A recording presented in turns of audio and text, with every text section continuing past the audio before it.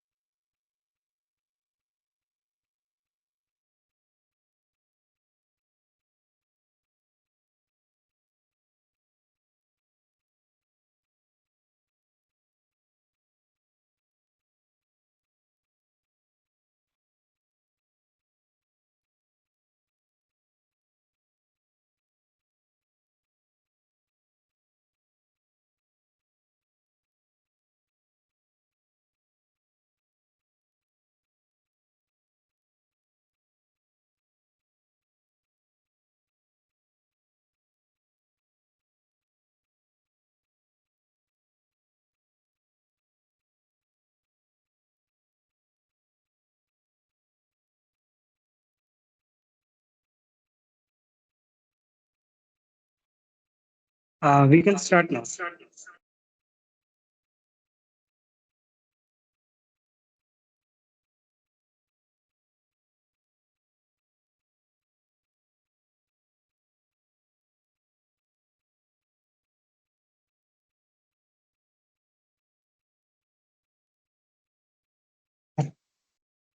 Hi Chandra Prakash. We can start now if I'm audible. Oh, yeah. Hare Krishna everyone. A very warm welcome to day 2 of our Narsimha Lila special series. It's wonderful to see you all back as we continue this powerful journey together. I'm Chand Prakash Sharma. I'm pursuing PhD in Aerospace Engineering. Uh, I am part of this Trans Dimension Club. So Trans Dimensions Club is a student-led initiative that explores timeless wisdom from Vedic literature in an interactive and relatable way. We aim to create a space where we can reflect, discuss, and grow spiritually together. Through these sessions, we connect ancient knowledge with modern life. So moving to next section, today's session is part of this 10-day journey into the pastimes of Lord Narasimha. Yesterday we witnessed the dramatic turning point, the fall of Hiranyaksha and the rise of vengeance. Today we move into a deeper and more reflective phase of the story. Today's session, Death Lessons Death lesson takes us into a profound moment in the story. After the death of Hiranyaksha, his brother Hiranyakashipu consoles his grieving family. In doing so, he shares unexpected philosophical insights on the nature of life and soul and then calls the demon to destroy yagna and stop any kind of Vedic practice. So to begin, let's watch a short clip from Mahavatar Narsimha movie that captures this moment. So can we have the video please?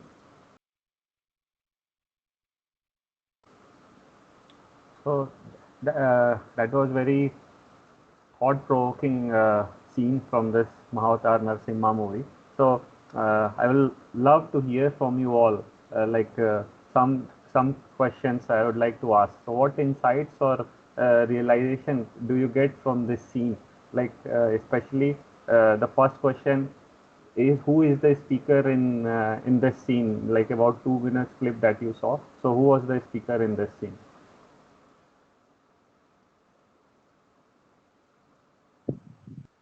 Hiranyakashipu. Yeah, so that's correct. So another question I would like to ask that did anything about Hiranyakashyap words surprised you? He said a specific line that हर उस जीव को मारो जो विष्णु को प्रिय हो. So what what uh, what what thing that does it bring to your sense about the mindset of Hiranyakashyap?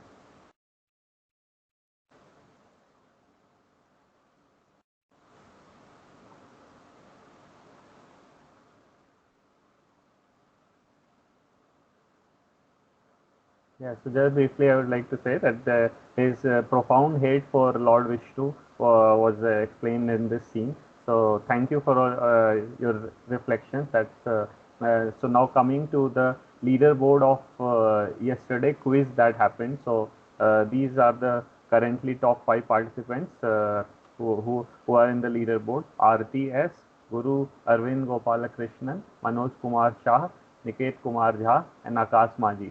So great job maintaining consistency and participation. And for everyone, a quick reminder of how this scoring system for this leaderboard works is 7 points for attending each session, 3 points for the quiz, 1 point for the correct answer. So every day as you attend this session and take part in quiz, you can earn up to 10 points and the leaderboard will change quickly. So at the end of this series, the top scorers will be awarded with some fascinating prizes. So stay engaged and keep attending all these quizzes as part of this session. So moving to next segment, to guide us deeper into the meaning and spiritual significance of this sacred night, we are blessed to have Sri Vigrah Prabhu from ISKCON Bangalore with us. Sri Vigrah Prabhu has been serving at ISKCON Bangalore since 2010 as a spiritual practitioner and presenter of spiritual science as described by Bhagavad Gita. He has immense experience conducting personality enrichment workshops and seminars based on timeless Vedic wisdom. He has conducted such programs and guided many individuals as life coach, empowering youth in premier institutes like NIT Agartala, Triple IT Bangalore, NIT Trichy, and here at IISc Bangalore. So we are very fortunate to have you with us, Prabhuji. I would like to invite you to please enlighten us. So Hare Krishna, Prabhuji, over to you. Hare Krishna, Chandra Prakash, thank you so much. So let's begin the session with a short prayer. Prayers are displayed on the screen. I request all of you to please chant with me. Nama Om Vishnu Padaya Krishna Preshthaya Bhutale Srimate Bhakti Vedanta Swamin Niti Namine Namaste Saraswate Deve Gauravani Pracharine Nirvishesha Shunyavadi Paschatya Deshatarine Jaya Shri Krishna Chaitanya Prabhu Nityananda Shri Advaita Gadadhara Srivasadi Gaura Bhakta Vrinda Hare Krishna Krishna Krishna Hare Hare Hare Rama Rama Hare Hare. So in our yesterday's session, we saw how the Supreme Lord appeared as Hiranyaksha, the Supreme Lord appeared as Varahadev and he killed Hiranyaksha, who was trying to meddle with Mother Earth. So, and because of this, Hiranyakashipu, the elder brother of Hiranyaksha, developed a vengeance uh, towards Lord Vishnu. So we also saw that in the video clip today. So we dedicate today's session to Srila Prabhupada and let us see a few slides which tell us some interesting incidents and life lessons from the Bhagavatam. So here we see Hiranyakashipu consoling family members. Let us see the slides. Next slide. There's a beautiful verse in this chapter, in the seventh canto of the Bhagavatam, second chapter. Bharatari eva vinihate, bhratari evam vinihate, harina kroda murtina, hiranyakashipu rajan, paryatapayad rusha shucha. So kroda rupinaha means, kroda murtina means the Lord appeared as Varaha, and bhratari evam vinihate, and he killed his brother. So what happened because of that? Hiranyakashipu, uh, he actually became very angry. Rusha and Shucha also. Shucha means he was lamenting his brother's death. So Narad Muni is narrating this entire story to Maharaj Yudhishthir. So Narad Muni is saying, my dear King Yudhishthira, when Lord Vishnu in the form of Varaha, the boar, killed Hiranyaksha, Hiranyaksha's brother Hiranyakashipu was extremely angry and began to lament. So it is very natural for a brother to lament upon the death of his brother. There is no doubt about it. But then Hiranyakashipu also became extremely angry because he was thinking that unnecessarily my brother has been killed by Lord Vishnu. Lord Vishnu has come in the form of a Varaha, a boar, and he tricked my brother and he has unnecessarily killed my brother. But was it unnecessary? This we have already discussed yesterday. Hiranyaksha, why we call Hiranyaksha and Hiranyakashipu as demons? Because they did activities which created disturbance to everybody. A person is called divine or demoniac based on his activities, not merely because of his birth. In that way, if you see Hiranyaksha and Hiranyakashipu, they were sons of Kashyapa Prajapati, who was a great sage. So the sons of Kashyapa Muni became such people who created such problems for everybody, right? So that's why they're called Asura. Now within us also, there is the Sura mentality, there is the Asura mentality. Now whichever mentality we cultivate, we become that. So we can become a Sura. Sura means a Devata, divine person, or we can become a demon also, Asura also. Depends on what qualities we are nurturing in our consciousness. Let's go to the next slide. So, seeing God as enemy, was that the right thing to do for Hiranyakashipu? Actually, as we discussed yesterday, God is never inimical towards anybody. God is impartial. People think that God is partial or he's playing favorites, but the Lord only sees our bhava, our actions, and based on that, he rewards or he punishes us. So Hiranyakashipu thinks that Lord Vishnu is partial towards the Devatas, and that is why he killed his brother. So therefore, he decides to take revenge against the Lord. And he also he takes a vow. What is the vow he took? He says this: when the root of a tree is cut and the tree falls down, its branches and twigs automatically dry up. Similarly, when I have killed this diplomatic Vishnu, the Devatas, for whom Lord Vishnu is the life and soul, will lose the source of their life and wither away. So look at the kind of ignorance or his anger that he displayed towards Lord Vishnu. But the thing is that Hiranyakashipu knew that Lord Vishnu is the Supreme Lord. All Devatas are depending on Lord Vishnu for their protection. This much he knew. But then his wrong calculation was Lord Vishnu is partial towards the Devatas. Therefore, when I kill this Lord Vishnu, then all the Devatas will become lifeless, powerless. Just like when you take out the root of a tree, the entire tree falls down, all the branches and twigs automatically dry up. So this is the thinking of Hiranyakashipu. So he was ignorant. This ignorance helped him, or this ignorance made him develop hatred towards the Lord. That is why it is said. In fact, it's very interesting to note in this. There is a description. Hiranyakashipu, he consoles his family members. He consoles the wife and sons of Hiranyaksha. He says, please don't mourn for the death of Hiranyaksha. If you do that, it is actually uh, you are bringing down the fame of my great brother.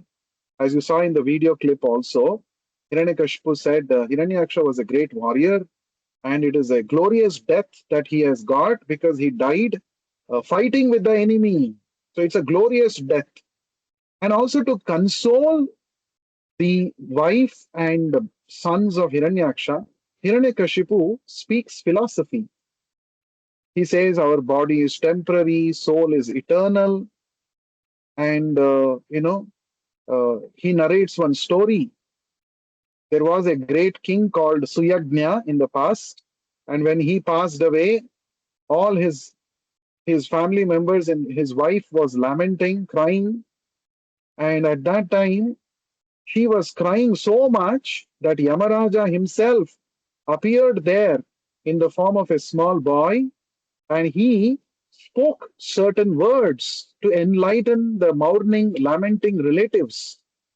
So let us see what he spoke. Let us go to the next slide, please. So Hiranyakashipu is speaking philosophy.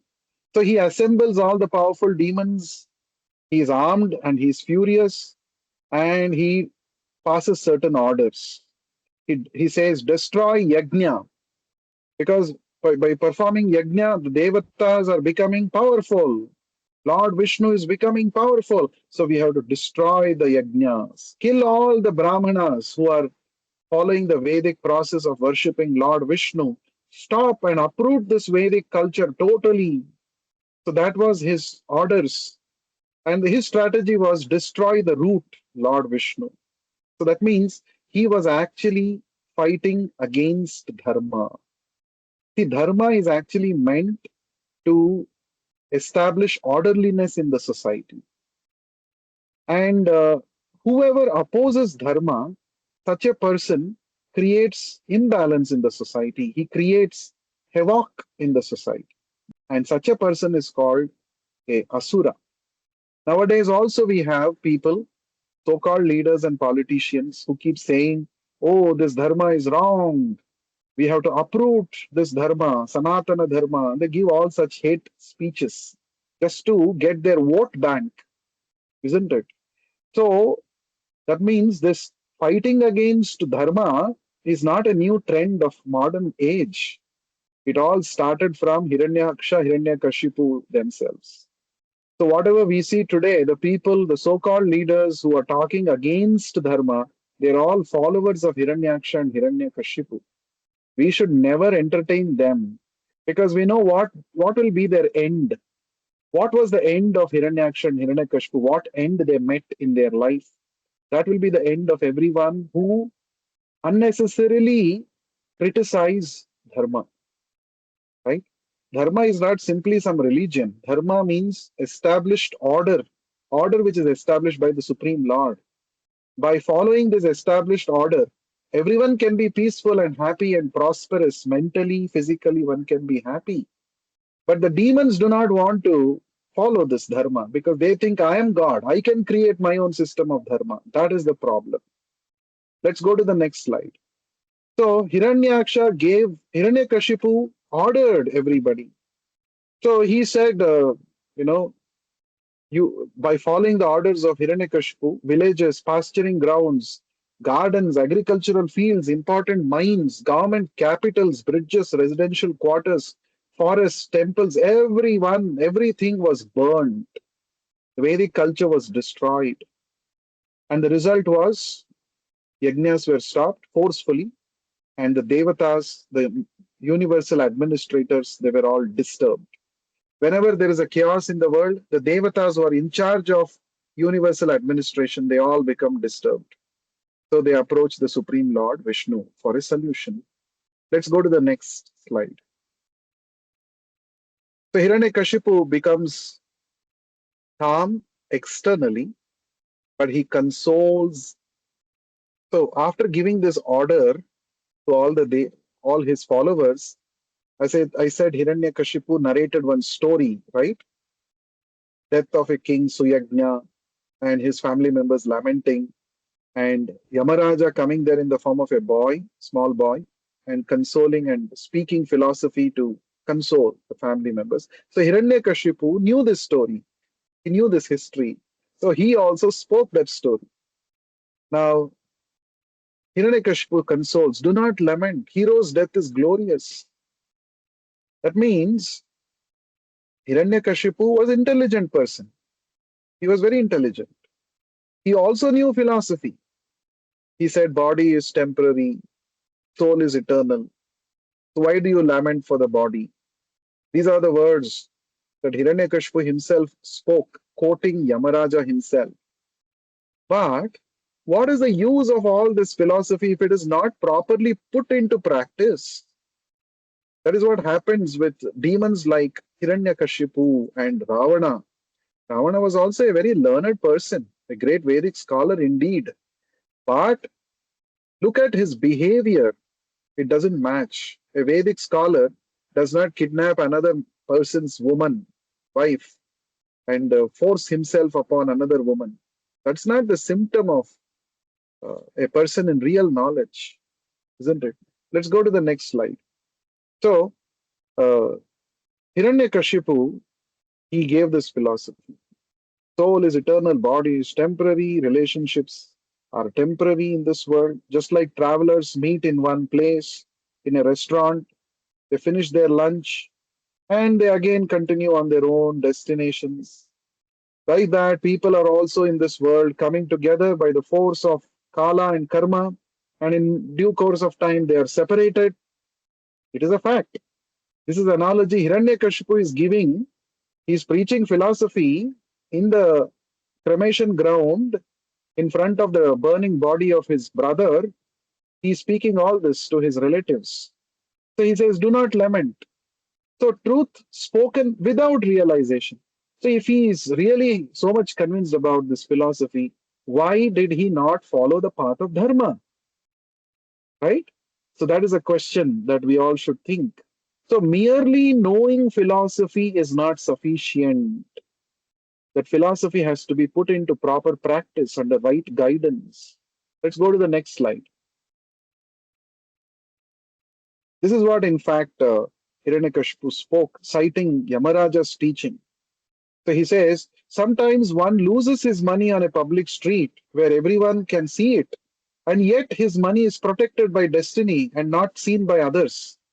Thus, the man who lost it gets it back. On the other hand, if the Lord does not give protection, even money maintained very securely at home is lost. Who is speaking all this? Hiranyakashipu is speaking. If the Supreme Lord gives one protection, even though one has no protector and is in the jungle, one remains alive.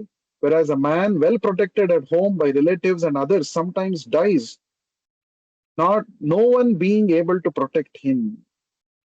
So these are the words of Yamaraja, which Hiranyakashipu is quoting to his relatives who are all lamenting the death of his brother.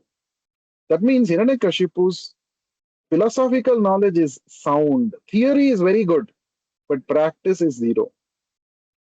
So the lesson that we learn is death can make even demons speak philosophy. They speak philosophy just to console themselves and their relatives. But they don't have deep conviction in the philosophy that they are speaking because their actions tell us otherwise, isn't it? So we should not be like Hiranyakashipu, who is just like a parrot, who is expert in repeating what he had heard, but he has no conviction in this philosophy. Had he applied this philosophy in his life, he would no more be called as an asura, isn't it? He would not have tortured his young son Pralada, isn't it? So anyway, so this is what Hiranyakashipu spoke. So there is something called smashana vairagya. When somebody passes away, automatically all people start speaking about Vairagya. Oh, this is a temporary world, temporary life. Oh, yesterday he was there. This time I was speaking to him. He was sitting with me and he had lunch with me. Now he's no more. See how the world is so temporary. People speak. But after that morning is over, they resume their normal activities as if nothing has happened. They go to watch their favorite TV serial. Oh, how can I miss my TV serial? Oh, how can I miss my favorite dish I have to cook and eat? Arey, yesterday you were speaking so much philosophy when you went to the death ritual of that person. What happened? No, no, no, that is all theory. In real life, it is not applicable. My real life is for my real enjoyment. I cannot sacrifice. So, this is the kind of half trust that people have. But in the Bhagavad Gita, Lord Krishna says that we have to have faith in this understanding of the philosophy. We are not the body, we are soul. We have an eternal relationship with Krishna. Human life is actually meant to revive our eternal relationship with Krishna. And we have to practice it, not simply speak some philosophy once in a while. We have to practice it. The most practical way to practice this philosophy, I'm not the body, I'm soul, and I have a relationship with God. How to practice it in our daily life? The simplest method is to chant the holy names of God. I'm not the body, I'm soul. I have an eternal relationship with Krishna. How do I keep that relationship strong and alive? By spending time every day in thoughts of Krishna, in chanting his holy names. So Krishna has made it very easy for us. Just by chanting the Hare Krishna Maha Mantra, we can connect with him instantly. So we will continue the story, what happened later in tomorrow's session. But now let us chant the Hare Krishna Maha Mantra together. I request all of you to chant for 1 minute. We will be chanting about 11 times together. First we'll chant the Panchatattva mantra. Shri Krishna Chaitanya Prabhu Nityananda Shri Advaita Gadadhara Shri Vasadi Gaura Bhakta Vrinda. Let us chant the Hare Krishna mantra together. Hare Krishna, Krishna Krishna, Hare Hare, Hare Rama, Rama Rama, Hare Hare. Hare Krishna, Krishna Krishna, Hare Hare, Hare Rama, Rama Rama, Hare Hare. Hare Krishna, Krishna Krishna, Hare Hare, Hare Rama, Rama Rama, Hare Hare. Hare Krishna, Krishna Krishna, Hare Hare, Hare Rama, Rama Rama, Hare Hare. Hare Krishna, Krishna Krishna, Hare Hare, Hare Rama, Rama Rama, Hare Hare. Hare Krishna, Krishna Krishna, Hare Hare, Hare Rama, Rama Rama, Hare Hare. Hare Krishna, Krishna Krishna, Hare Hare, Hare Rama, Rama Rama, Hare Hare. Hare Krishna, Krishna Krishna, Hare Hare, Hare Rama, Rama Rama, Hare Hare.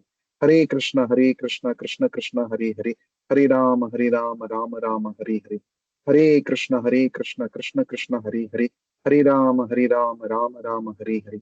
Hare Krishna, Krishna Krishna, Hare Hare, Hare Rama, Rama Rama, Hare Hare. Thank you so much. So now we will have a short quiz based on what we discussed today. As it was announced in the beginning, every day we have these sessions. For the next 8 days, we will have it. And if you attend the session, you accumulate some points. And by answering the questions towards the end of the session, also you will accumulate some points. And whoever accumulates most points towards the end, good number of points, they will be getting special spiritual gifts. So please do not miss. All of you, please attempt the quiz. I request Chandra Prakash to please conduct the quiz. Thank you so much, Prabhuji, for that deeply insightful and thought-provoking session.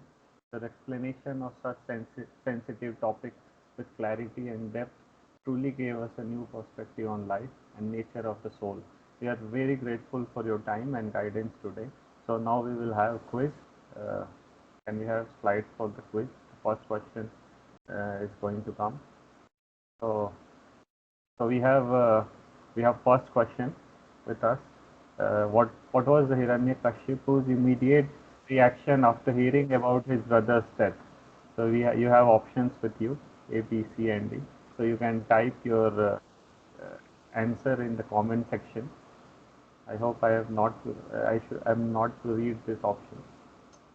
So Most of you are answering that C is the correct. As most of you.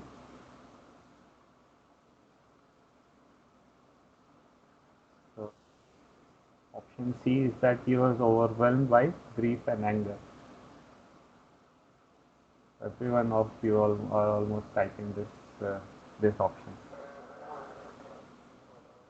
So again, moving to next question. Question 2. What was the main intention behind Hiranyakashipu's instruction to the demons? So you have options in front of you.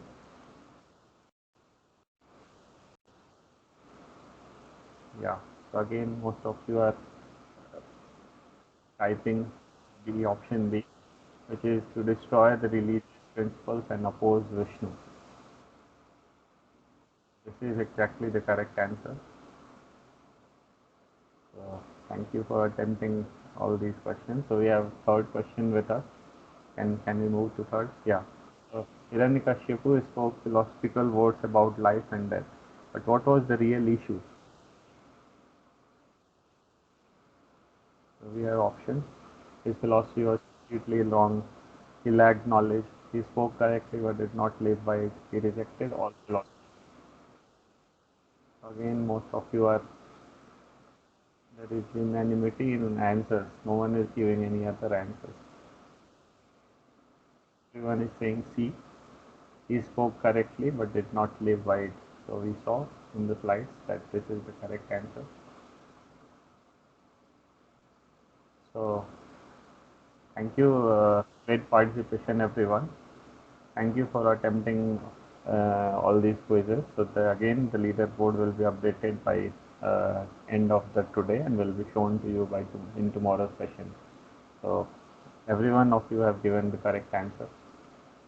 So we have with us, we are moving to the end of our session. So next segment is announcements. Just a couple of reminders that join our daily online chanting session to deepen your experience, and do not miss tomorrow's session.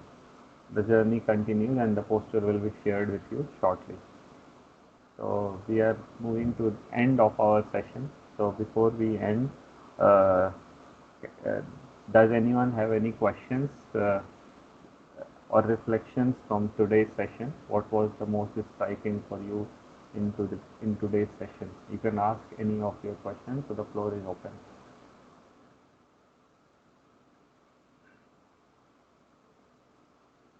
Hare Krishna, I have a question. Am I audible? Yeah, sure. Please ask. Uh, so, in while he was speaking, he was speaking. He said about the Lord and all that if Lord wishes, he will protect us and all. He was giving wisdom kind of thing. But did he mean Vishnu when he was speaking of Lord, or he was not considering Vishnu as Lord, or is it? So that is my question. Like, is Lord means Vishnu for him, or is Lord is different than Vishnu for him? Yeah, very interesting and intelligent question indeed. He uses the word Daiva whenever he's speaking. So Daiva means, according to him, some higher power. Hmm, Uh, it is not necessarily referring to Vishnu in that way. So he's saying, based on higher power, there is some God, there must be some God. But also, he's not fully hmm. believing it. A lot of people, Okay. they say, oh, we should pray to God. Oh, God is there. God is watching all our actions. But they don't really mean it, isn't it? If you Hmm, have hmm, observed some people, even we do that sometimes, isn't it?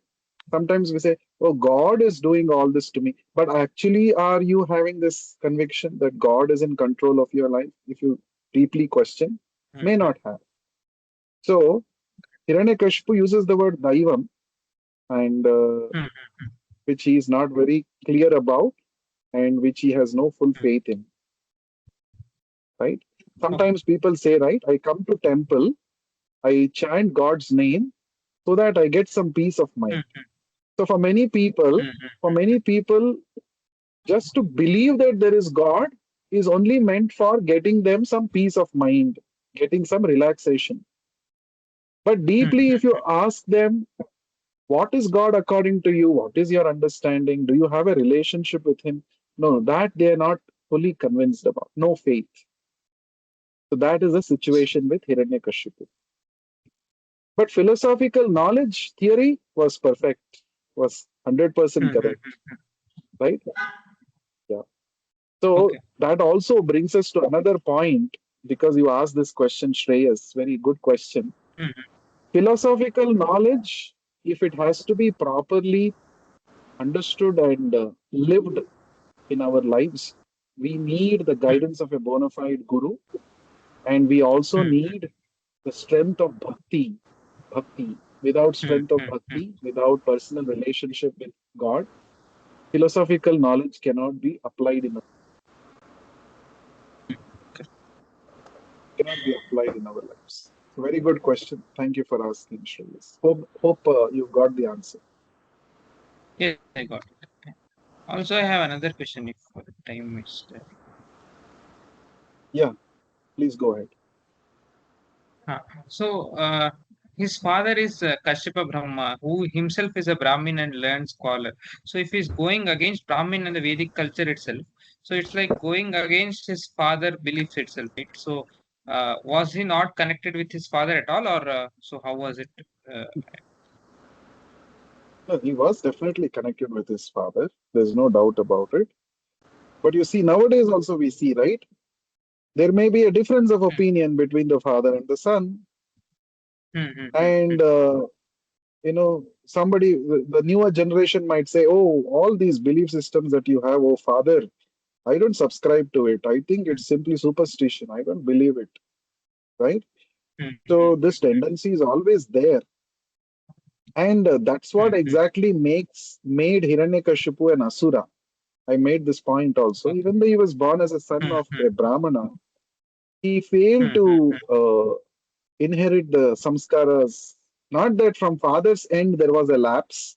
Father tried his hmm, best, hmm, but because his nature was different, so he could not imbibe hmm, those hmm, hmm. samskaras. Another Got it. interesting point the Bhagavatam also brings out is that even though yes, a person may have good samskaras from his parents, but because Hmm, of hmm, hmm, his bad association, asat sangha, bad association, uh, he might get deviated from a life filled with values and samskaras that we are also seeing in our present experiences, right? Many a times we come across that. So, yes, what yes. kind of people we associate with also matters a lot. Even though we might have Hmm, good samskaras from our parents, but if we don't have good company, good friends, we can go tangent. We can go away from the path of dharma. So choosing our association wisely is also very, very important. got it. So yeah, thank you. Thank you for asking those two wonderful questions. And I hope Thank you. there are no more questions. Yeah, thank you, Shreyas. So I think Thank we can close the session for today and we shall all meet again tomorrow. Over to Chandra Prakash if he has closing remarks, any. Before we close, we have a special announcement. Can we have the slide? Yeah. So, Trans Dimension Club is announcing that a special escapade to Srirangapatnam. So, we are, as a part of Trans Dimension Club, we are organizing a one-day trip to Srirangapatnam, Patna. Uh, so it's on 1st of May 2026. It's a holiday. So uh, as part of this trip, there is the highlights are that we will be organizing a special kirtan on the way to Srirangapatnam, where there is a special temple. We will have prasadam. We will have devotees association and various games and other fun activity that we will be doing. So I will encourage you all to join if possible. So there is there is a price associated with it. Everything will be arranged in this. So if possible, please try to join. And for more information, you can connect to our Trans Dimensions Club coordinators. So we have with us Sujay and Ankit. So you can connect with them. So with this, we end our today's session. So thank you all once again for joining today. Looking forward to seeing you again tomorrow at 9 p.m. Hare Krishna. Thank you. Thank you.